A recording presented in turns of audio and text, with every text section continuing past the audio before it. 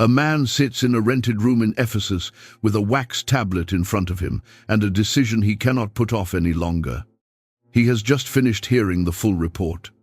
Not rumors, not second-hand gossip passed along by someone trying to stir up trouble. People he trusts, members of a household he knows personally, have crossed the sea and told him plainly what has become of the church he planted with his own hands. He sits with that report for a long moment before he calls for his scribe. What he is about to write could cost him the very relationship he is trying to save. Across the water, in a house near the Corinthian harbor, close enough that the sound of ships can sometimes be heard through the open windows. That same church is gathering for the evening. Picture a home, something like the one belonging to a believer named Gaius, a man the New Testament remembers as someone known for opening his house to the whole congregation. The lamps are lit along the walls. Bread is baking somewhere in the back.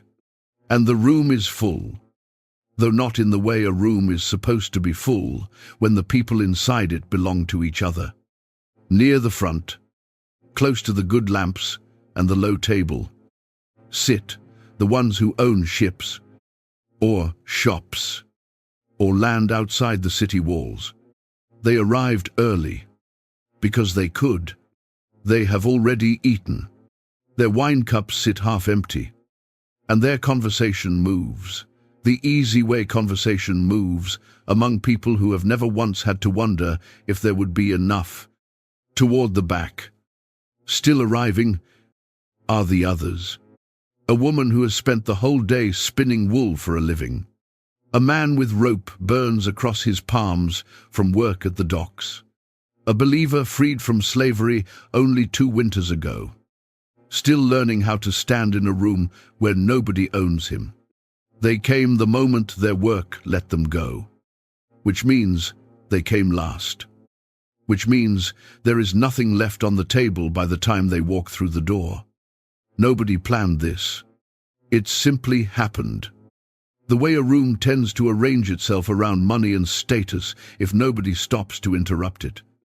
And scattered through the courtyard, in 3 or 4 small clusters, another kind of sorting is taking place. A young man leans toward his friends and says the name Apollos, the way a person says the name of someone they admire deeply, praising the way his teaching seems to fall into place like polished stone. An older woman across the room defends Paul, reminding anyone who will listen that no one gave more to this church than he did, that no one suffered more to bring them the gospel in the first place.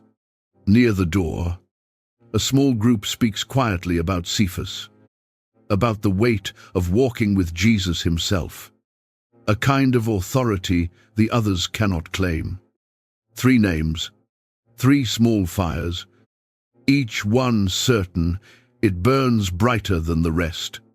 If you had walked into that courtyard on that particular evening, you would not have guessed you were looking at a church in trouble. You would have seen the opposite. Energy, opinion, people who cared enough about their faith to argue over it late into the night. A room this loud does not look like a room coming apart. But it was. Back in Ephesus, the man at the writing table already knows this. He knows about the division over teachers. He knows about a member of the church living in a relationship the rest of the city considers shameful. One, the church has somehow learned to overlook. He knows believers have been dragging each other into Roman courts. He knows their worship gatherings have grown so chaotic that visitors walk in, listen for a few minutes, and walk right back out again, convinced the whole room has lost its mind. He picks up the first line anyway. To the church of God that is at Corinth, sanctified in Christ Jesus, called to be saints. Read that again, slowly, and notice what he chose to say first. Not the failures, not the names being whispered like passwords into rival circles. He calls them holy before he says a single word about how far they have drifted from it. This was never a soft opening meant to cushion a hard letter. It was the ground the whole letter would stand on. Correction that begins anywhere else eventually turns into condemnation. Paul begins here, with who they already are, because he intends to spend the rest of the letter calling them back into it. This is the first truth Corinth hands us, and every chapter that follows will lean on it in one way or another. God can call a broken church holy before he ever corrects it. There is a second truth sitting quietly underneath the first one, and it becomes visible the moment you step back and look at the whole room in Gaius's house rather than any single failure inside it. This church was not short on anything a person might use to measure spiritual life. They had teaching. They had gifts in abundance. So many that Paul will later say he thanks God they came behind in nothing. They had energy, confidence, opinion, the kind of passion that looks, from the outside, exactly like a church that is thriving. None of that made them mature. A person can speak with remarkable eloquence and still be, underneath all of it, still learning how to love the people sitting next to him. A church can be loud with activity and still be a room where the poor go hungry 3 feet from a table with food to spare. Being gifted was never the same thing as being whole. And nowhere in the ancient world is that gap more visible than in this one congregation. Sitting in a rented house by the sea, waiting for a letter that has not yet arrived. It was already on its way. The scribe's hand moves across the tablet, and Paul keeps talking, because the division in that Corinthian courtyard is the very first thing he wants to address once the greeting is finished. He has heard, from Chloe's people, that there are quarrels among them. He does not need the details spelled out for him. He already knows exactly what kind of quarrel takes root in a young church, because he has watched it happen before. There were 2 men in that Corinthian congregation who had once been close friends. They had come to faith around the same season, learned from the same visiting teachers, shared meals and shared work in the early days when the church was still small enough that everyone knew everyone, somewhere in the past year, without either of them quite noticing the exact moment it happened. They stopped sitting at the same table. One had come to love the way Apollos taught. Apollos was a learned man, shaped by the intellectual world of Alexandria, and when he spoke, difficult ideas seemed to arrange themselves into something suddenly clear. This believer left every gathering feeling like he understood his faith better than he had the week before. And slowly, without ever deciding to, he began measuring every other teacher against that feeling. The other had been there for Paul's earliest days in the city, watching him arrive with almost nothing, working with his own hands so he would not be a burden to anyone, preaching in the marketplace to a crowd that mostly ignored him. To this man, Apollos was a fine teacher, but Paul was something closer to a father. And comparing the two felt like a quiet betrayal of everything Paul had given. Neither man was wrong about what he loved. Apollos really was gifted. Paul really had given everything to plant this church. What had gone wrong sat somewhere else entirely. By the time Paul's letter arrives, loyalties like these have hardened into something closer to tribes. I follow Paul. I follow Apollos. I follow Cephas, a 4th group, perhaps trying to sound more spiritual than the rest, claims to follow no one but Christ, which somehow becomes its own faction too. Corinth was a city built on exactly this instinct long before the church ever arrived there. A city of patrons and famous teachers competing for students and reputation. where a person's standing was measured by whose name they could attach to their own. The church did not invent this pattern. It simply absorbed it. The way soil passes whatever is already in it into anything planted there. Paul's questions cut straight through the assumption that this was a disagreement about doctrine. Is Christ divided? Was Paul crucified for you? Were you baptized in the name of Paul? He is not asking whether Apollos taught something false, or whether Cephas held some different belief. None of the men being fought over had actually disagreed with each other about anything that mattered. The teaching was never the problem. The problem was what their names had become in the mouths of people repeating them. Here is the third truth this letter offers, and it is worth carrying into every relationship you have ever watched come apart. A church rarely breaks because two people believe two different gospels. In Corinth, the fracture did not begin with rival doctrine. It began with loyalty to a person, a personality, a familiar voice. Quietly growing larger than loyalty to the Christ, all of them were supposed to be pointing toward in the first place. The teacher becomes a badge. The badge becomes a wall. And people who once shared a table stop sharing much of anything, not because Christ has changed, but because their attachment to the messenger has outgrown their attachment to the message. The two friends in that courtyard were not heretics. They loved real things about real teachers who had genuinely helped them grow. That is exactly why their story still lands 2,000 years later. Division rarely begins with obvious error. It begins with something good. And it turns dangerous only when that good thing becomes the flag.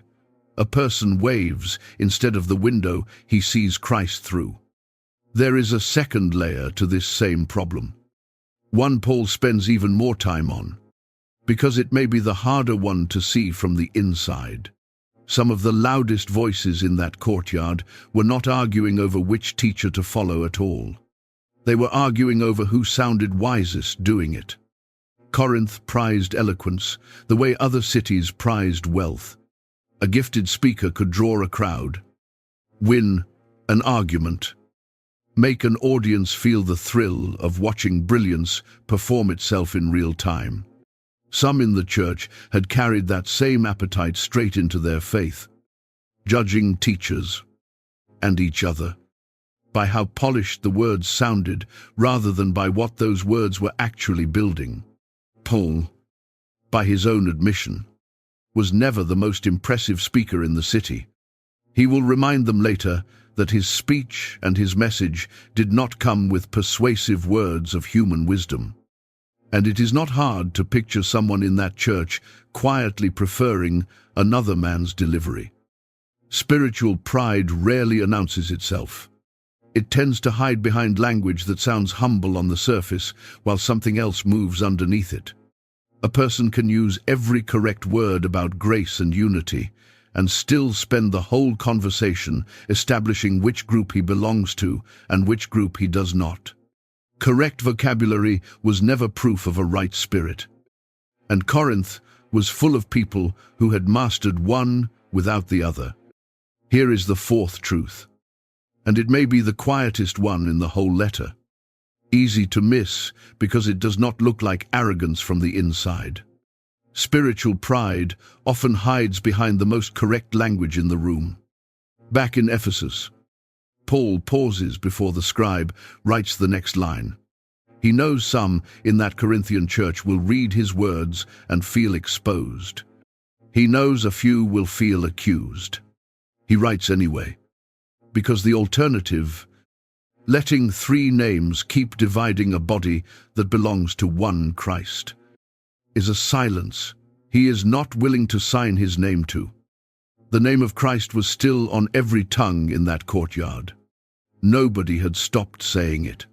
But somewhere beneath the surface, without one dramatic moment marking the change, the spirit of rivalry had already found a seat at the table. and it had brought 3 flags with it, each one certain. It was the only one still standing for the truth. What Paul says next will not calm the room down. It will take the whole argument apart at its foundation, by placing something in the center of it that none of these teachers, however gifted, could ever compete with. Paul sets down the tablet for a moment and thinks about the forum in Corinth, a place he walked through more times than he can count. During the 1.5 years he lived and worked in that city. On any given afternoon there, a crowd could be found gathered around a raised platform, listening to a man perform the one art the whole city prized above almost anything else. Rhetoric was not a hobby in Corinth. Traveling speakers moved through the marketplace, offering lessons in persuasion, and the skilled ones drew crowds the way a festival might. A gifted speaker could take nearly any position, defend it beautifully, and walk away with applause simply because of how well he said it. Whether or not what he said was actually true, people in that crowd learned to judge a man by his voice, his posture, the shape of his argument, the confidence behind it. Winning mattered more than being right. Looking strong mattered more than being honest.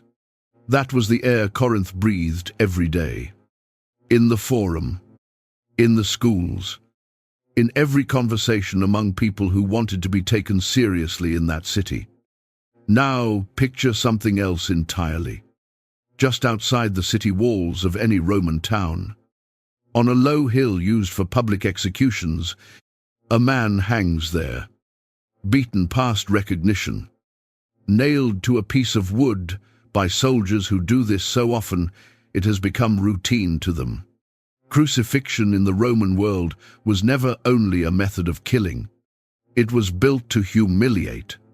It was reserved for slaves, rebels, and criminals, the lowest categories a Roman mind could imagine. Precisely so that anyone who saw it would associate the cross with a shame so complete that no free citizen would ever want to be near it. This is the image Paul places directly into the middle of a city obsessed with winning. He does not soften it. He uses the actual word for foolishness, the same word a Corinthian might use to describe an argument so poorly made that a crowd would laugh a speaker off the platform. We preach Christ crucified, he writes, a stumbling block to some, and foolishness to others. He knew exactly what he was saying and exactly how it would land. Here is the 5th truth, and it sits at the very center of everything else. This letter will say, the wisdom of the cross will always look foolish to a culture built around power, because the cross does not perform strength. It absorbs weakness and calls that absorption victory. To a city that measured worth by winning, Paul offered a God who let himself lose. To a people who prized the polished voice over the honest one, he offered a message, he admits, was never delivered with excellence of speech or human wisdom. He came to them, he says, in weakness, in fear, and in much trembling, so that their faith would rest on the power of God rather than the cleverness of a man. Read that admission again and notice what it actually costs him to say it out loud. Paul is not apologizing for lacking talent. He is telling a city addicted to impressive performance that the entire foundation of their faith was never meant to be impressive in the way they understood the word. God chose what is foolish in the world to shame the wise. He chose what is weak to shame the strong. He chose what is low and despised, even things viewed as nothing, to bring to nothing the things that are. Sit with that last phrase for a moment. Things viewed as nothing, brought in to empty out the things that are. In a city where status opened every door and closed every other one, Paul is describing a God who works in the opposite direction from how Corinth measured value. The people with no status become the very instrument God uses to expose how empty status actually is. There is a connection here to something quieter happening inside the church itself. Something easy to miss beside the louder problem of division. Some believers in Corinth had started wanting a faith that made them look admirable to their neighbors. A church their pagan friends might respect instead of mock. There is nothing wrong with wanting to be taken seriously. But somewhere along the way, for some of them, the goal had shifted from being changed by the gospel to being praised for holding it. Here is the sixth truth this letter hands us. And it is the kind that is far easier to see in someone else's church than in your own. A church becomes dangerous to itself the moment it starts caring more about looking impressive than about actually changing. A person can learn the language of faith fluently, carry himself with total spiritual confidence, win every argument in the room, and still be, underneath all of it, exactly the same person he was before any of it began. Corinth had no shortage of impressive people. What Paul keeps asking, in one form or another through this entire letter, is whether they were becoming anything different underneath the performance. The cross answers both problems at once. It answers the city's addiction to power by presenting a God who never needed power to save anyone. And it answers the church's growing appetite to be admired by presenting a Savior whose defining moment was public humiliation rather than public triumph. There was no way to build personal glory on top of a crucified God without contradicting the very thing that God had done. Paul knows this argument will not land easily on people raised inside a city like Corinth. He writes it anyway, because he would rather lose their approval than let them build a faith on a foundation that cannot actually hold anything. Corinth wanted a God who could win an argument in the forum. Paul gave them a God who lost everything on a hill outside the city gate, and called that loss the wisdom of God. He is not finished yet, because there is another place in that city, closer to home than the marketplace, where the same wrong idea about strength and value had already taken root, and it had settled into something far more personal than any argument over teachers. It had settled into what the Corinthians believed about their own bodies. Corinth sat on a narrow strip of land between two seas, and that geography had made it one of the wealthiest port cities in the empire. Ships came through from every direction, and with them came sailors, merchants, and travelers looking for a night of entertainment before moving on. Ancient writers sometimes used the city as a kind of shorthand for indulgence, though that reputation was likely shaped as much by rumor and rivalry between cities as by anything uniquely true of Corinth itself. Whatever the exact truth of the stereotype, the city was known widely enough for its pleasures that outsiders had a phrase for it: to live like a Corinthian, and it was never meant as a compliment. A young believer growing up inside that culture would have absorbed a particular idea about the human body long before ever hearing the name of Jesus. Some streams of Greek thought held that the body was temporary, a kind of container the real self would eventually escape. What happened with it mattered little, because it was the soul, the invisible part of a person, that was thought to carry any lasting weight. Some in the Corinthian church brought that same thinking straight into their new faith. They reasoned, apparently out loud enough for word of it to reach Paul, that food is for the stomach and the stomach for food. So, why should it matter what a person does with the rest of the body? Paul's answer takes an unexpected turn. He does not argue that the body is unimportant and therefore must be restrained through sheer discipline. He argues the opposite.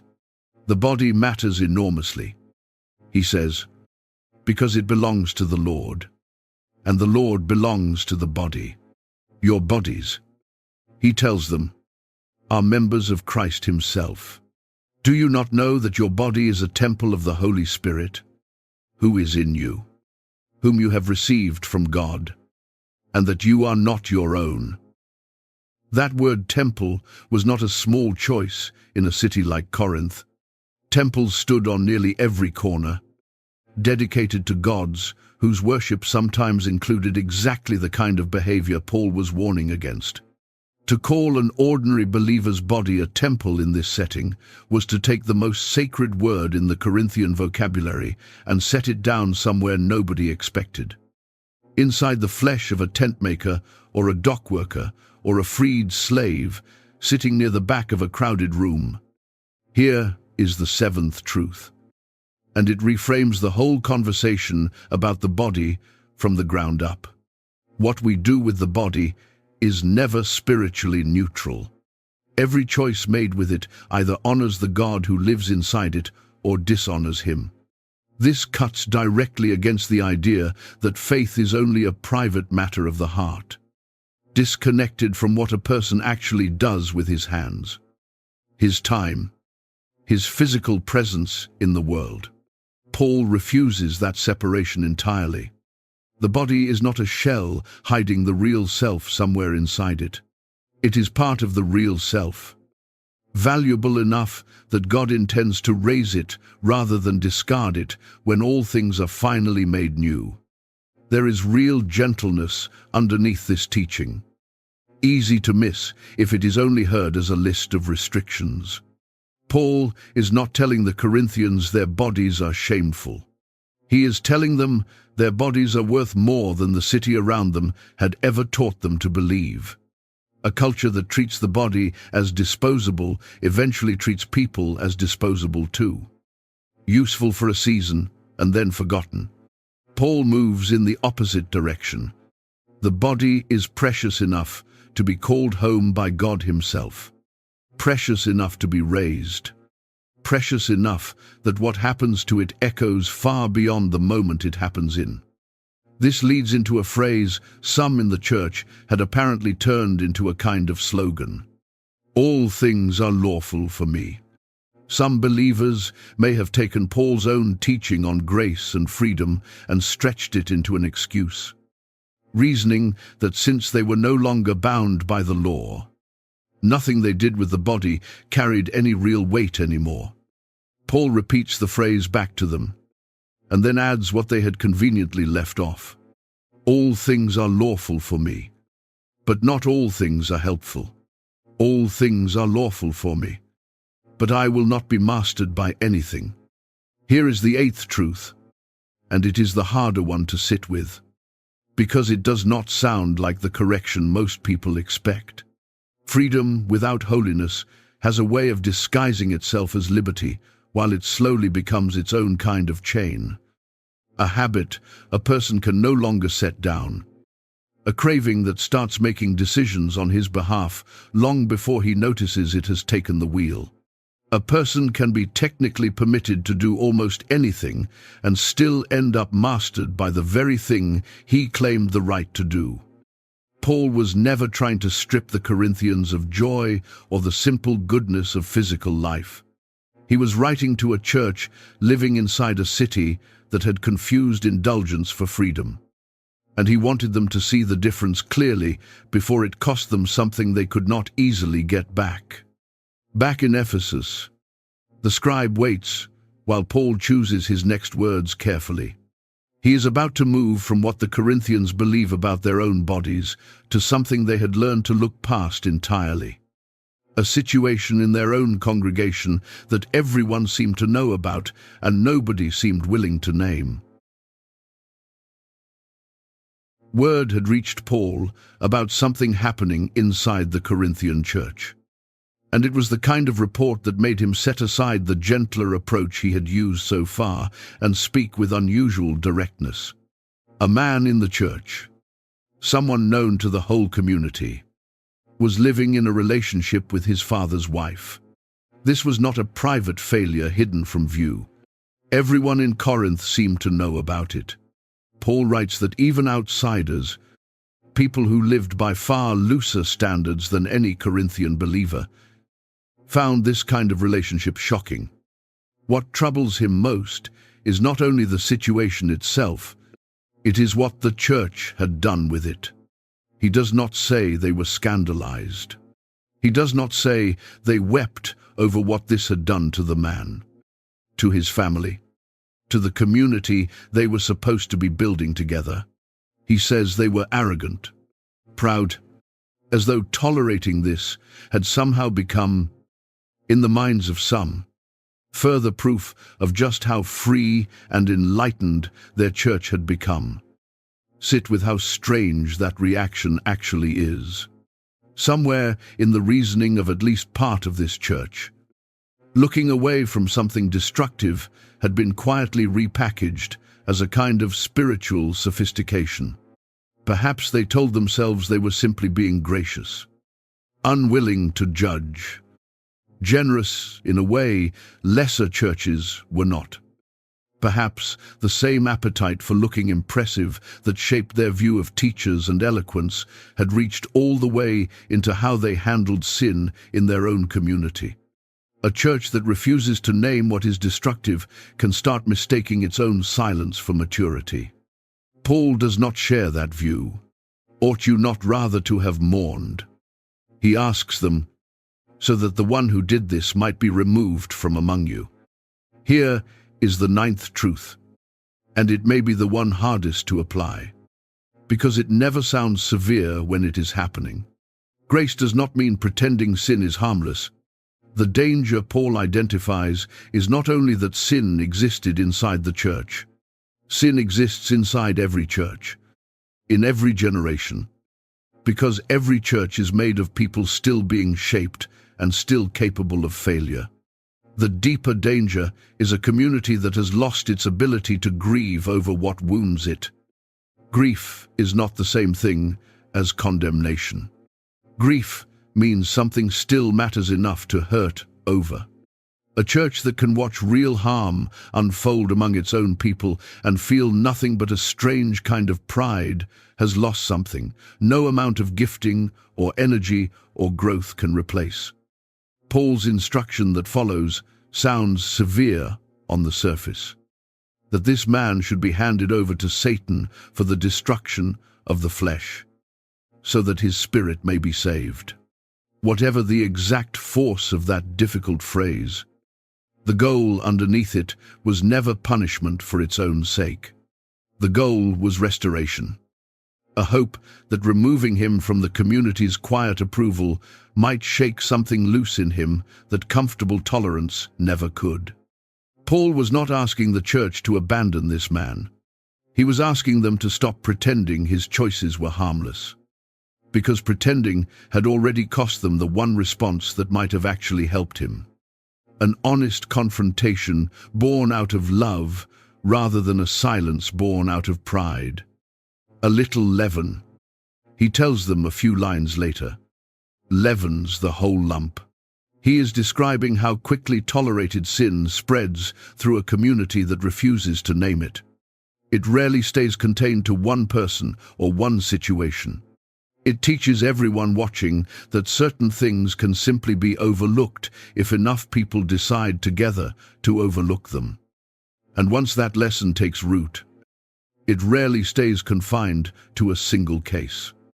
Back in Ephesus, Paul rereads the line about mourning before letting the scribe move on. He knows this section of the letter will be the hardest one for some of them to hear without feeling accused. He writes it anyway, because a church willing to feel real grief is still a church capable of real healing. And he is not willing to let them settle for anything less than that, while there is still time to call them back.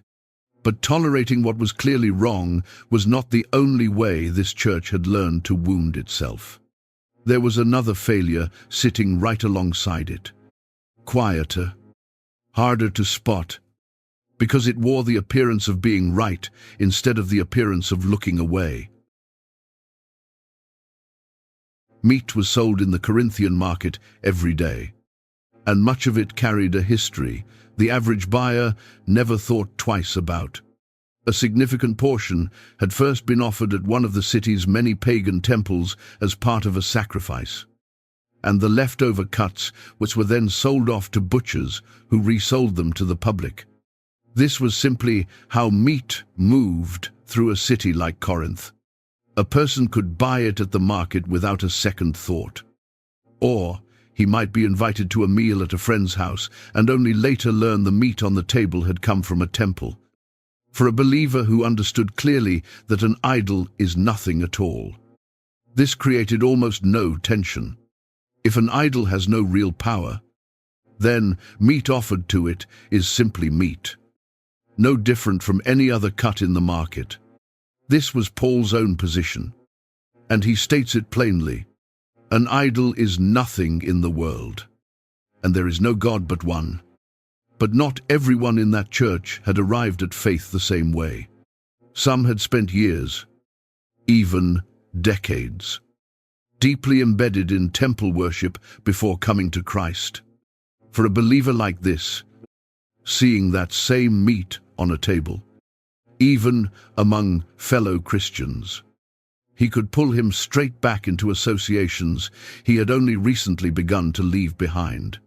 His conscience, still tender, still forming, could not process the meat as neutral the way a more confident believer could. Picture two men at the same meal. One eats without a second thought, secure in his understanding that an idol has no power over anything.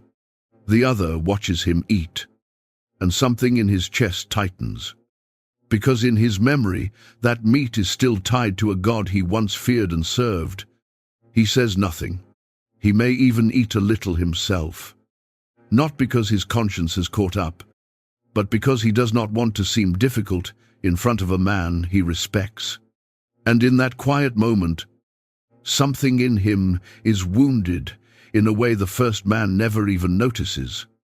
This is the exact situation Paul addresses, and his answer is not what many would expect. He does not simply side with the theologically correct position and tell the anxious believer to get over his discomfort.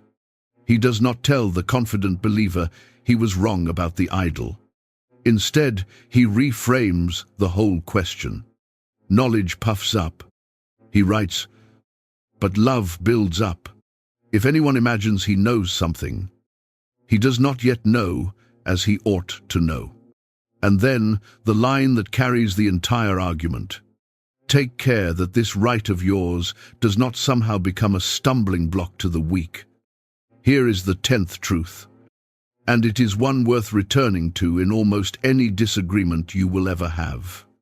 Rights are not the same as love. A person can be entirely correct about something and still cause real damage by insisting on the freedom to act on it in front of someone not yet ready to carry it. Paul goes so far as to say that if food causes his brother to stumble, he will never eat meat again, so that he does not cause his brother to fall. This is a striking personal commitment from a man who has just spent several lines establishing, correctly, that he has every right to eat whatever he wants. Here is the 11th truth, sitting just beneath the 10th. Knowledge without love can wound the very people it claims to enlighten. Being right feels like it should be its own justification. Paul refuses to let it stand alone. He keeps asking a second question after the first one has already been answered. Not only is this permitted, also, what will this do to the person watching me do it? This same instinct runs underneath the earlier problem of believers dragging one another into Roman courts to settle disputes rather than working them out inside the community. In both cases, the failure is the same shape. A person insists on what is technically his. A legal right, a correct theological position, without asking what that insistence costs someone standing close enough to feel it. Corinth was a city that prized personal standing. The right to assert oneself. The right to win. Paul kept redirecting that same instinct toward a harder question. Not what am I entitled to? Instead, what does love require of me here? Back in Ephesus, Paul pauses over this section longer than almost any other, because he knows it will be the most uncomfortable to obey. It is one thing to stop tolerating obvious sin. It is another thing entirely to give up something you know you have every right to keep, simply because someone weaker is standing close enough to be hurt by it. He writes it anyway, because he would rather ask them to give up a right than watch them keep it at the cost of a brother's faith. There was one more place in that church where this same failure had taken root, and it was the place that should have looked the least like division of all. It was the table where they gathered every week to remember the very body that had been broken for every one of them, without exception. Back in the house of Gaius, on another evening, not so different from the one that opened this story, the church gathered again for what they called the Lord's Supper. In the earliest years of the church, this meal was not the small, symbolic piece of bread and cup familiar to many congregations today. It was a full meal, shared together, meant to reenact the night Jesus broke bread with his disciples before his death. Believers brought whatever food they had, and the meal was meant to be common. One table, one family, everyone eating together as equals before God. That is not what was happening in Corinth. The wealthy members of the church, the ones with flexible schedules and homes of their own, arrived early, the way they always did. They settled into the best places at the table and began eating and drinking as soon as they arrived, without waiting for anyone else. By the time the working members of the church finished their labor for the day, the free-born workers who could not simply leave a job whenever they wished, the household slaves who served someone else's table until they were finally released for the evening, there was little left. Some went hungry. Paul writes that one goes hungry while another gets drunk. At the very meal, meant to commemorate a body broken and shared for everyone equally. Read that line again.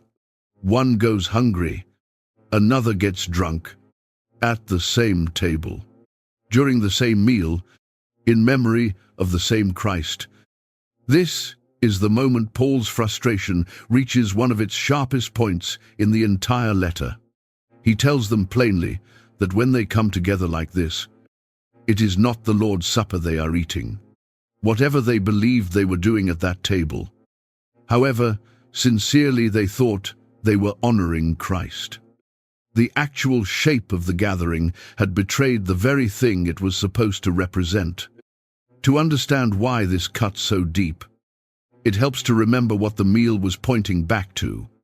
On the night he was betrayed, Jesus took bread, broke it, and said, "This is my body, given for you." One body, broken, given completely, for all of them, without distinction. The entire meaning of the meal rested on that image of one body offered whole for everyone at the table. And here was a church taking that same symbol and turning it, without seeming to notice, into a picture of exactly the opposite reality. Instead of one body shared equally, they had built a table where some ate freely and others were left standing hungry. Watching, the wealthy were not doing this out of cruelty. It is unlikely any of them woke that morning intending to humiliate anyone. They were simply following the habits of a culture that had always organized meals this way. Patrons first, everyone else after. Status, determining who ate when and how much.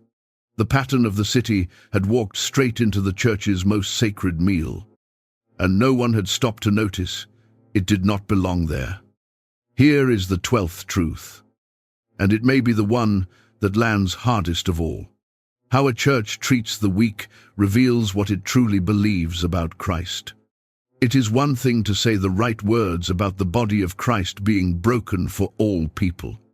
It is another thing entirely to build a table where that truth is actually visible in how people are treated the moment they walk through the door. A church can speak beautifully about unity while its own habits quietly teach a very different lesson to anyone paying attention, especially to whoever is left standing at the back with nothing in their hands. Paul writes just before this passage that whoever eats the bread or drinks the cup in an unworthy manner will be guilty concerning the body and blood of the Lord. Some have read this as a warning about hidden personal sin, and there is truth in that reading. But in context, his concern is communal. The unworthy manner he describes is the very scene he has just named. A wealthy believer eating his fill, while a poorer brother goes without. To eat that bread while ignoring the hungry person beside you is to hold the symbol of Christ's broken body in your hands, while failing to recognize the broken body sitting right next to you. They were remembering the broken body of Christ while ignoring the broken body sitting beside them. This is why Paul asks them to examine themselves before eating. Not as private introspection about hidden sins, but as an honest look at how they were treating each other at that very table. Do you not have houses to eat and drink in? He asks, with something close to exasperation. Or do you despise the church of God and humiliate those who have nothing? Back in Ephesus, Paul sets the tablet down for a moment before continuing. He remembers eating at that same table himself. Years earlier, before the wealth of some members had grown large enough to change the shape of the room. The table was never meant to be a place where status followed people through the door. It was meant to be the one place in the entire city where a shipowner and a freed slave sat as equals, eating the same bread, remembering the same Christ who had given himself for both of them without distinction. Corinth had built a table that told a different story, and Paul was not willing to let that story stand uncorrected. There was one more room in that church still waiting to be addressed. A room even louder than the one at the table, where the problem was not who ate first, but who spoke loudest, and where gifts meant to build the whole body had quietly become something closer to a performance. There was a Sunday, not long before this letter arrived, when the gathering in Gaius's house had grown so chaotic that a visitor stepping through the door might have wondered if he had walked into a marketplace instead of a worship service. One woman stood and began speaking in a language none of those around her recognized, her voice rising with emotion. No one beside her offering any explanation of what she was saying. Before she finished, a man across the room stood and began prophesying, his voice louder than hers, competing for the attention of the room rather than waiting his turn. Someone else began singing, another believer, convinced he had received a teaching worth sharing, started speaking over both of them.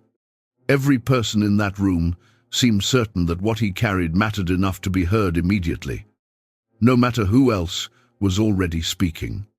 A newcomer walking into that room, someone unfamiliar with the faith, would not have understood a single thing happening around him. He would have seen only noise, competing voices, nothing that looked like anyone was actually listening to anyone else.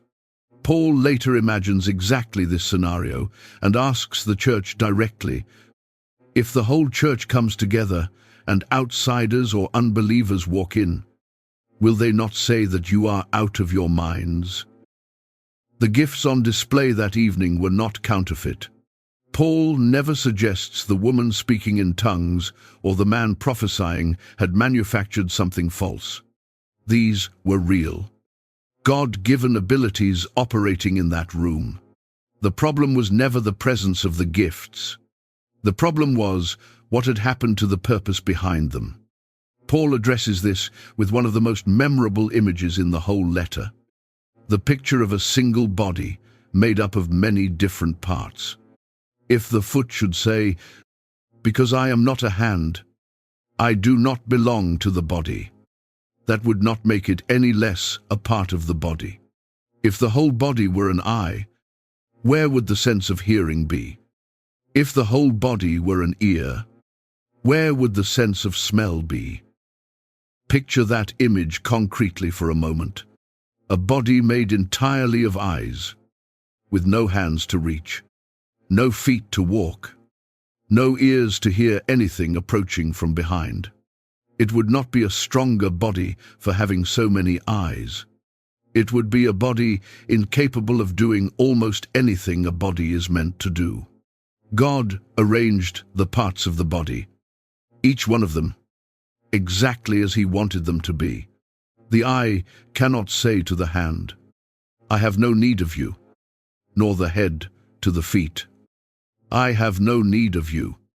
Here is the 13th truth, and it may be the one every gifted person needs to hear the most. A spiritual gift becomes dangerous the moment it is used to elevate the self instead of serving the body. The woman speaking in tongues that evening may have been genuinely moved by the Spirit. But if no one could understand her, if there was no interpretation offered, her gift, however real, was building nothing for anyone but herself.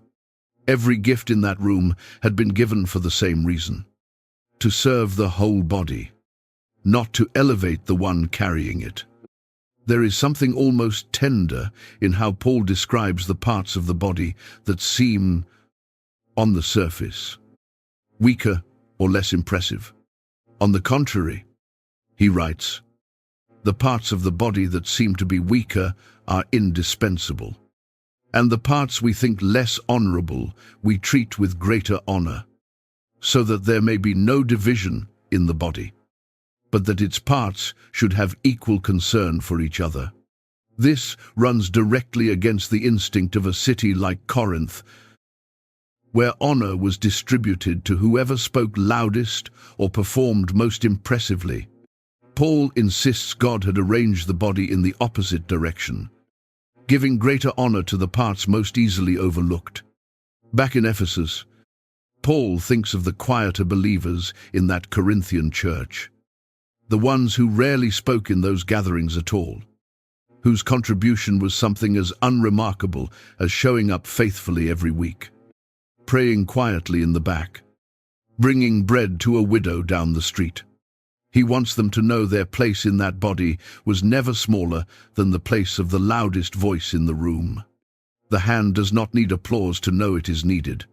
It only needs to remember what it was attached to in the first place. He sets the tablet down and rests his hand for a moment. What he is about to write next is the passage he has been building toward since the very first line of the letter. The one thing that could take everything he has already said. The division, the pride, the table, the noise, and show this church exactly what had been missing underneath all of it the entire time. Somewhere across the centuries, between that small house in Corinth and today, 13 verses from this letter found their way onto wedding invitations, into calligraphy hung on living room walls, read aloud by nervous grooms standing at the front of churches, while everyone in the pews smiled and reached for tissues. Love is patient. Love is kind. It does not envy. It does not boast. Most people who have sat through a wedding in the last 100 years have heard these words at least once. Always in the same setting. Always wrapped in flowers and soft music and the particular hope that fills a room on someone's wedding day. It is a beautiful passage. There is nothing wrong with reading it at a wedding. But that is not what it was written for. Back in Ephesus, Paul picks the tablet back up and begins the section he has been building toward this entire time. To understand what he is actually doing here, hold in your mind the room this letter has been describing since its very first page. The courtyard in Gaius's house, still echoing with the names of 3 rival teachers. Each group certain their loyalty proved something the others lacked. The table where the wealthy ate their fill while the poor stood hungry near the door. The very meal meant to represent one shared body, twisted into a picture of division instead. The chaos of that Sunday gathering. Voices competing over one another. Gifts turned into performance. A newcomer walking out convinced the whole room had lost its mind. The believer who knew he had every right to eat meat from the market and used that right without a single thought for the brother whose conscience it wounded. This is the room Paul was writing to when he picked up his pen and wrote, "If I speak with the tongues of men and of angels, but have not love, I have become a noisy gong or a clanging cymbal." He was not writing to a room full of lovers. He was writing to a room full of people who had, in 100 small ways, stopped loving each other, even while continuing to call themselves a church. Read the opening lines again with that room in mind. "Though I speak with the tongues of men and of angels." Someone in that Corinthian gathering had been speaking in tongues. Exactly the kind of display that had turned a worship service into chaos the week before. "Though I have the gift of prophecy, and understand all mysteries, and all knowledge." Someone in that church had built a small reputation on exactly this kind of spiritual insight. The kind of knowledge Paul had already warned could puff a person up without love to balance it. "Though I have all faith, so that I could move mountains, and have not love, I am nothing." Paul is not describing hypothetical extremes to make a philosophical point. He is walking back through every failure this letter has already named.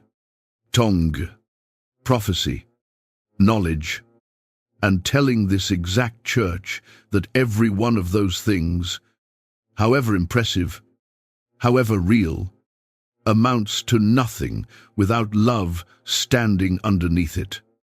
And then he tells them what love actually looks like. Not as a vague feeling, but as a series of specific, almost uncomfortably concrete actions. Each one aimed directly at something this church had just been caught doing. Love is patient. Picture the believer waiting behind another speaker in that chaotic gathering, choosing patience over the urge to compete for attention. Love is kind. Picture the wealthy believer setting food aside, waiting for the poorer members of the church to arrive before eating anything at all. Love does not envy. Picture the man who had grown quietly resentful over another teacher's eloquence, laying that resentment down. It does not boast. It is not arrogant. There is that word again. Arrogant, the exact word Paul used to describe the church's pride over the sin they should have grieved. The exact word he used to describe knowledge without love. It does not act unbecomingly. It does not seek its own. Seek its own.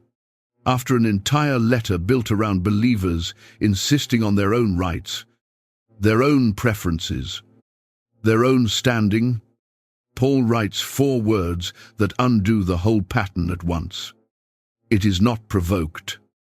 It keeps no record of wrongs. It does not rejoice in unrighteousness, but rejoices with the truth. It bears all things, believes all things, hopes all things, endures all things. Here is the 14th truth. And it may be the one every gift in this letter has been quietly circling since chapter 1. Without love, even the most impressive spirituality becomes noise. Every phrase in this passage is a mirror held up to a specific failure already documented somewhere earlier in this letter. This is not a poem about romantic affection. It is closer to a diagnosis. written in the gentlest language Paul ever used, aimed at people who needed to hear something true about themselves and might never have accepted it any other way. There is a reason Paul chose this moment. Right after the body and its many parts, right before his instructions about orderly worship, to place this particular passage, everything the Corinthians had been arguing about, teachers, eloquence, knowledge, spiritual gifts, personal rights, would eventually fade. Love, he tells them, never fails. But where there are prophecies, they will pass away. Where there are tongues, they will cease. Where there is knowledge, it will pass away. Imagine how that must have landed on people who had built their entire sense of spiritual standing around exactly those things. The gift of tongues that had made someone feel closer to God than anyone else in the room. The prophetic word that had earned someone quiet admiration. The theological knowledge that had made someone feel superior to a brother still working through simpler questions. Paul tells them plainly that all of it is temporary. Love is the only thing on this entire list that Paul says will still be standing when everything else has passed away. For now, we see in a mirror dimly, he writes, but then face to face. Now, I know in part, but then I will know fully, even as I have been fully known. There is something almost tender in this admission, coming from a man who has just spent an entire letter correcting a church's failures with remarkable precision. Even Paul, even with everything he understood, saw only in part. And now, faith, hope, and love remain. These three. But the greatest of these is love. Back in Ephesus, Paul sets the tablet down and does not speak for a while. He thinks of every person in that Corinthian church who will hear these words read aloud and feel something tighten in his chest. Recognizing himself in one line or another, he hopes it tightens enough to change something. This was not his soft interruption in the middle of a hard letter. A gentle pause before returning to sterner subjects. It was the knife that cut through every illusion of spiritual greatness this church had been quietly building for itself. This is why the passage still matters far beyond a wedding day. Why it deserves to be read with the full weight of the room it was written for. It was never meant only to describe what love feels like when two people are falling into it. It was meant to describe what love costs when a community is falling apart. And to tell a church that had everything except this one thing, that everything else it had was worth nothing at all without it. Picture a man standing at the threshold of that house near the harbor, having heard from a neighbor that something unusual happens there on the first day of the week. He is not a believer. He has come out of curiosity, perhaps invited by someone he works alongside at the docks. Someone who spoke often enough about this new faith that he finally agreed to see it for himself. He steps through the door into a room already in motion. Several people are speaking at once. One woman's voice rises above the others, words pouring out of her in a language he does not recognize. No one beside her offering any translation. A man near the front stands and begins speaking loudly over her. And for a moment, it seems less like worship and more like two conversations competing to be heard first. Someone else begins singing. The room holds no discernible order, no sense of one voice yielding to the next. The visitor stands near the door for a moment, watching, trying to make sense of what he is seeing. He finds nothing to hold on to. No one turns to explain what is happening. No one seems to notice him at all. After a few minutes, he turns and walks back out the way he came. And no one in the room notices that either. Back in Ephesus, Paul has clearly heard some version of this exact scene. because he addresses it almost as though he had been standing there himself. If therefore the whole church comes together and all speak in tongues, and outsiders or unbelievers enter, will they not say that you are out of your minds? It is not a rhetorical flourish. It is a specific, uncomfortable observation about what visitors to this church were actually experiencing. What troubles him is not the presence of tongues or prophecy themselves. He has already made clear elsewhere in this letter that these gifts were real and valuable. What troubles him is a gathering where the gifts had become an end in themselves, exercised without regard for whether anyone else in the room, believer or stranger, was actually being helped by them. He lays out a principle that reframes the entire question of what a worship gathering is even for. Let all things be done for building up. Let all things be done decently and in order. That word, building up, carries the idea of construction. The way a builder adds stone upon stone to raise a structure that will still be standing when the work is finished. Paul's test for that chaotic gathering was never whether something spiritual had genuinely happened in the room. Real gifts had clearly been in operation. His test was something else entirely. Had anyone actually been built up by it? Had the body grown stronger, or had it simply grown louder? He gives them practical instructions that sound almost administrative next to the soaring language of the previous chapter on love. And that contrast is worth noticing. If anyone speaks in a tongue, let it be 2, or at the most 3, and each in turn, and let someone interpret. If there is no interpreter, Paul tells them to keep silent in the church and speak to himself and to God. Let 2 or 3 prophets speak, and let the others weigh what is said. If a revelation is made to another sitting there, the first speaker should stop. None of this diminishes the gifts themselves. It disciplines how they are exercised, so the purpose behind them, the building up of the whole body, is not lost in the noise of everyone trying to be heard at once. God is not a God of confusion, Paul writes, but of peace. Here is the 15th truth, and it reframes what every gathering in that church, and every gathering since, is actually supposed to accomplish. Worship must build the body, not display the ego. He does not say the goal is an impressive display of spiritual power, something that would prove to outsiders how alive this church truly was. He says the goal is people leaving stronger than they arrived, and a kind of order that reflects the very character of God, who is described here not as a God of confusion, but of peace. Picture that same visitor stepping through the door on a different Sunday, one shaped by the instructions Paul had just given. One voice speaks, then pauses. Another responds in turn, waiting for the first to finish.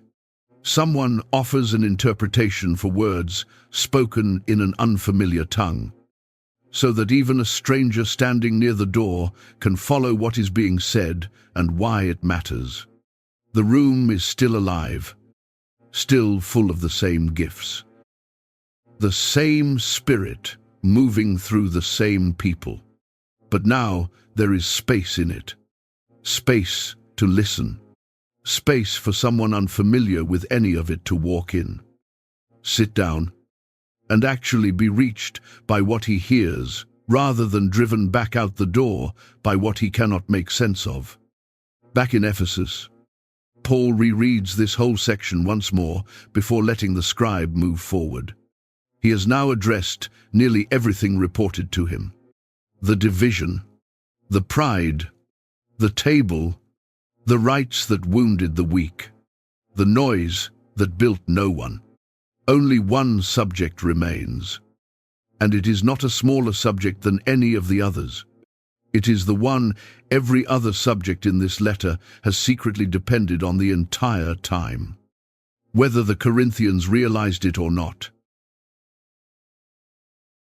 There was a woman in the Corinthian church who had buried her husband the previous winter. She had heard the gospel from Paul himself. Years earlier, in the days when he first arrived in the city and began teaching in the marketplace, she had believed. She had been baptized. She had built her entire life around the hope that death was not the final word for anyone who belonged to Christ. But she had grown up in Corinth, and Corinth had taught her something else long before the gospel ever reached her. Some streams of Greek thought held the body in low regard. Treating it as a kind of prison, the soul would finally escape at death. In that framework, the idea of a body rising again, of flesh and bone, somehow living once more after the grave, sounded less like hope and more like a step backward. A soul dragged back into the very prison it had just been freed from. She had not said this doubt out loud to anyone, but standing at her husband's grave, watching the stone set into place over him, she found herself wondering whether everything she had believed about him living again actually meant what she had always assumed it meant. She was not the only one in that church quietly working through this question. Word had reached Paul that some among the Corinthians were saying there is no resurrection of the dead. Not necessarily that Christ himself had failed to rise, but that the whole idea of bodies rising from death at some future point struck them as strange, perhaps even embarrassing to defend in a city full of educated skeptics. Back in Ephesus, Paul feels the weight of this question more than almost any other in the letter. He does not treat it as a minor detail reasonable believers might disagree about. He treats it as the foundation the entire house was built on. If Christ has not been raised, he writes, then our preaching is in vain, and your faith is in vain. He does not stop there. We are even found to be misrepresenting God, because we testified about God that he raised Christ, whom he did not raise, if in fact the dead are not raised. And if Christ has not been raised, your faith is futile, and you are still in your sins. Follow the logic through to its full weight. If there is no resurrection of the dead in general, then Christ himself was not raised either, since he too was dead and buried like any other person. And if Christ was not raised, then his death accomplished nothing beyond the death of any other man, because it was the resurrection that proved his death had actually defeated what it claimed to defeat. Without it, sins remain unpaid for. The gospel becomes a story about a good teacher who died and stayed dead, no different in the end from any other admirable person lost to the grave. Paul reaches the conclusion himself, plainly, without softening it. If in Christ we have hope in this life only, we are of all people most to be pitied. This is a striking admission from the man who had given up nearly everything: safety, comfort, reputation, to preach this gospel across the empire. He is telling the Corinthians that if resurrection is not real, his entire life has been wasted on something false, and so has theirs. Here is the 16th truth, and it may be the one every other truth in this letter has quietly been leaning on the whole time. If resurrection is removed, Christianity does not become a simpler version of itself. It collapses, because the resurrection is not one claim among many. It is the claim that everything else depends on for its truth. Paul turns from argument to picture, offering one of the most vivid images in the entire letter. He compares the human body to a seed planted in the ground. What you sow does not come to life unless it dies. A seed placed in the earth does not look anything like the plant it will eventually become. It is buried. It disappears. And by every outward measure, it looks like an ending. But something is happening beneath the surface that the eye cannot see. And what eventually rises from that ground bears almost no resemblance to the small, plain seed that went into it. So it is with the resurrection of the dead. Paul writes, "What is sown is perishable. It is raised imperishable. It is sown in weakness. It is raised in power." The body a person is buried in, aged, wounded, worn down by disease or the passing of years, is not the final form that body will take. Something is coming that will bear the same relationship to this body that a full-grown plant bears to the seed it came from. Recognizably connected, yet transformed beyond anything the seed itself could have suggested. This is the truth that woman standing at her husband's grave needed to hear, though she did not have the letter in her hands yet. The hope she had been taught was never a comforting metaphor about spiritual renewal disconnected from the actual body lowered into that grave. It was a promise about that body specifically. That same body, raised, changed, no longer subject to the decay that had taken him from her. The seed planted in the ground was not gone. It was becoming something the ground alone could never have produced on its own. Paul does not treat this doctrine as an idea and then leave it there. He drives it toward a direct effect on how a person lives right now. In the ordinary days before that resurrection arrives, O death, where is your victory? O death, where is your sting? Thanks be to God, who gives us the victory through our Lord Jesus Christ.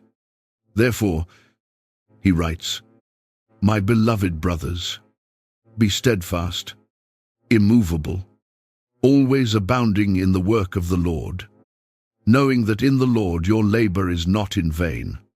Back in Ephesus, Paul reads that line back to himself before letting it stand. It reaches directly into every earlier chapter of this letter, every effort at reconciliation between divided factions, every attempt to love a difficult brother well, every moment of choosing patience over self-interest, every small act of faithfulness that might otherwise seem to accomplish nothing visible in a chaotic and quarreling community. He is telling them that none of it disappears into nothing, because the resurrection is real. Nothing done in faith, however small, however unnoticed, is wasted. The letter is nearly finished now. There is only one thing left for Paul to do, and it is not another correction.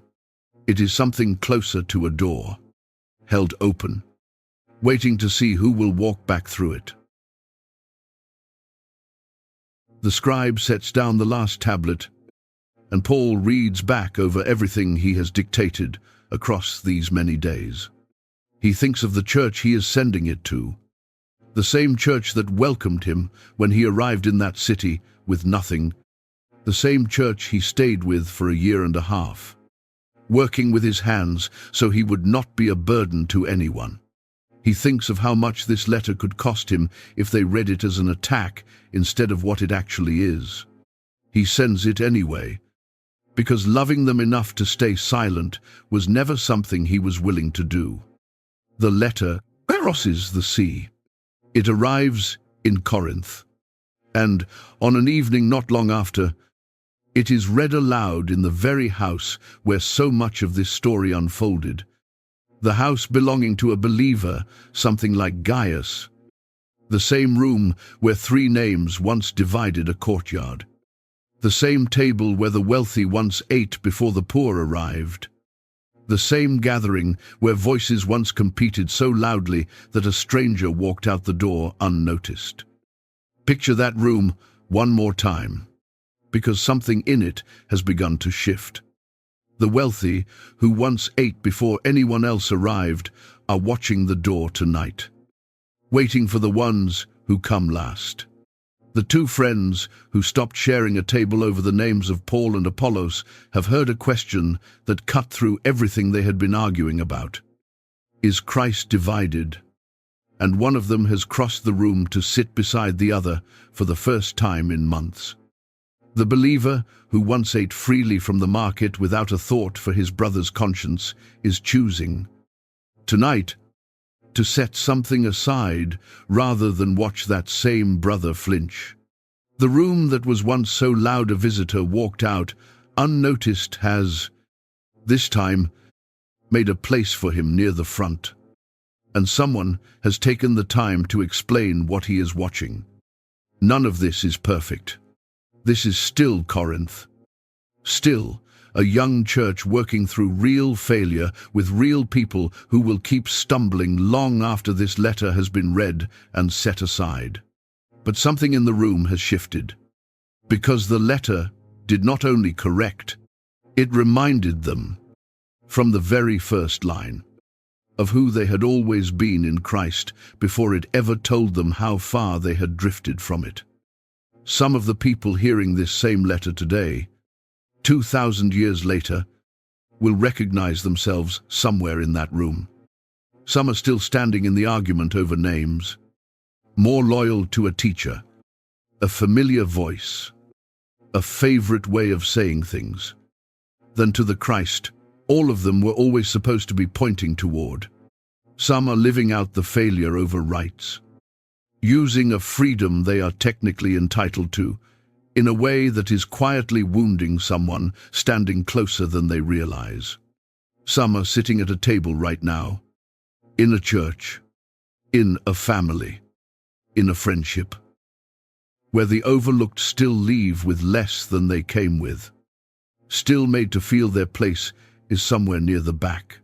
Some have stopped believing that love actually changes anything, worn down by disappointment until the whole idea sounds like something reserved for wedding invitations rather than the hard, ordinary work of loving people who are difficult to love. And some are standing, like that woman at her husband's grave, wondering whether resurrection is something solid enough to build an entire life on, or only a comforting phrase spoken at funerals to soften a silence no one knows how to fill. The names have changed since that evening in Corinth. The instinct behind them has not. Every generation of believers finds new ways to turn a teacher into a flag, a right into a weapon, a gift into a performance, a familiar passage into words too comfortable to actually hear. Corinth remains unsettling, 2,000 years later, not because it was so different from any church meeting today, but because it was so familiar. Paul was not writing to a church beyond hope. He was writing to a church still very much in the middle of its own failures, is still capable of correction, still worth the effort of a difficult letter carried across the sea by a man who had every reason to give up on them and chose not to. The church in Corinth was not beyond repair. That may be why this letter still matters 2,000 years later. A divided church can still be called back. A proud church can still be humbled. A noisy church can still learn to love. A weary church can still stand firm. Because, in the risen Christ, nothing faithful is ever wasted.